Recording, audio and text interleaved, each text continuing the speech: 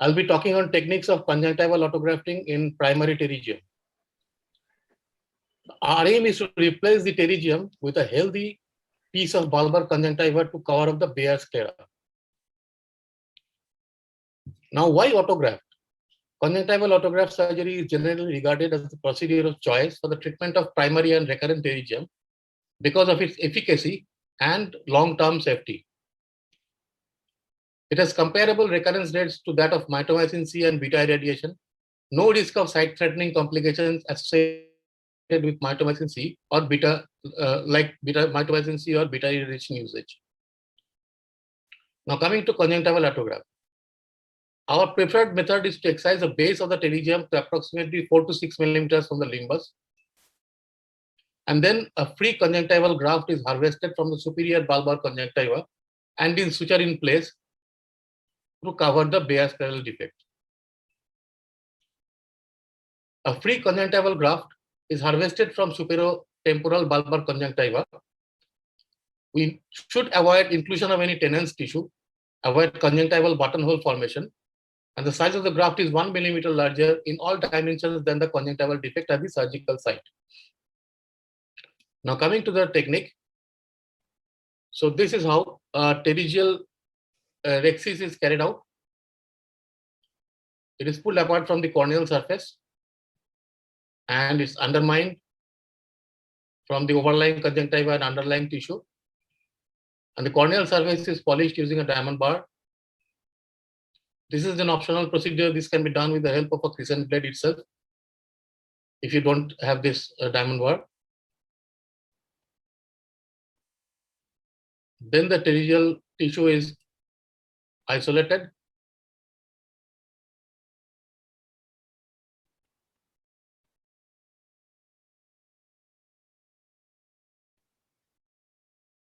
And is separated carefully to avoid buttonholing. Then the base of the pterygium is cauterized and then excised.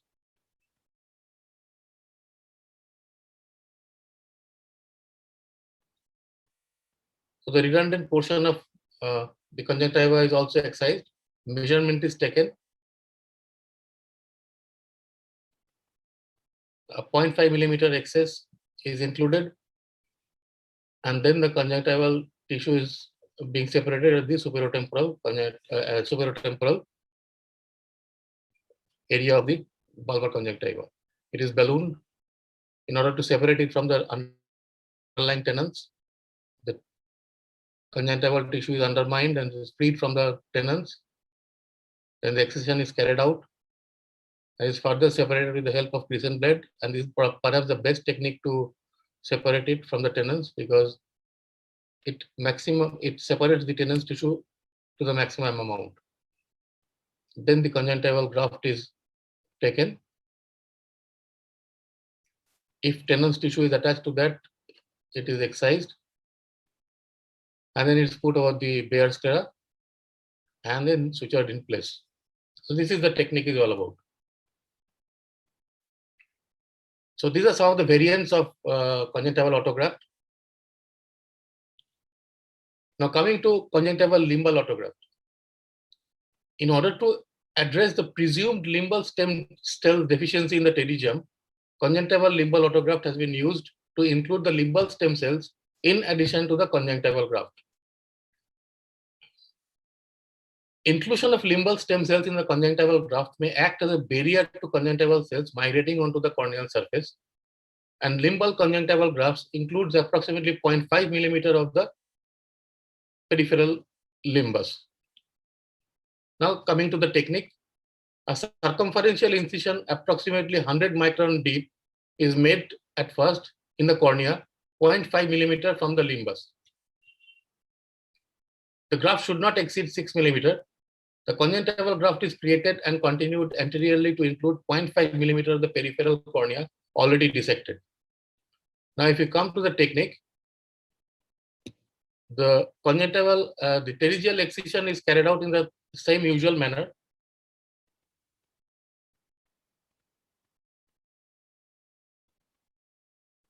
The bed is prepared.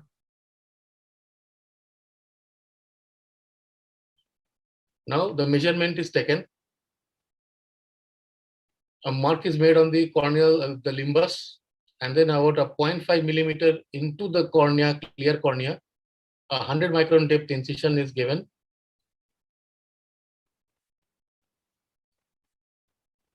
The conjunctiva is dissected using the the dissection of the conjunctiva is similar to that of the autograft procedure, except the limbus is included in this. So this is how the conjunctiva is again ballooned and is undermined from the tenons.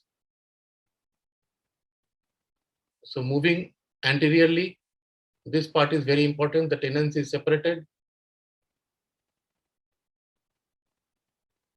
And then the most crucial part, to include the limbal stem cells. This is how it is being dissected into the clear cornea.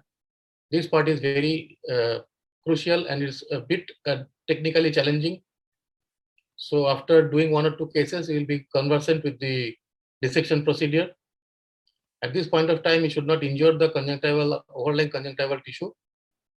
So this you can see the clear the tip of the blade through the clear cornea, and now we have reached the correct area. So this is how the limbal stem cells are included, and it is then dissected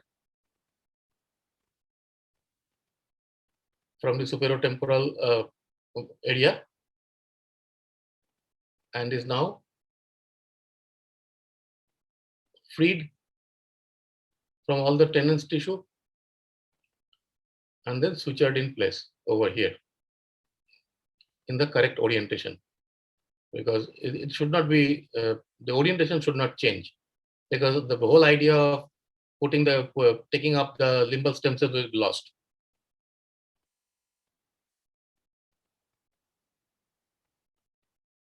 Now it is sutured in place. So the drawbacks is technically more demanding and time consuming to perform, but there is no conclusive evidence regarding the superiority of limbal conjunctival autografts over conventional conjunctival autografts in routine cases. And there is a risk of limbal damage at the donor site. Thank you so much.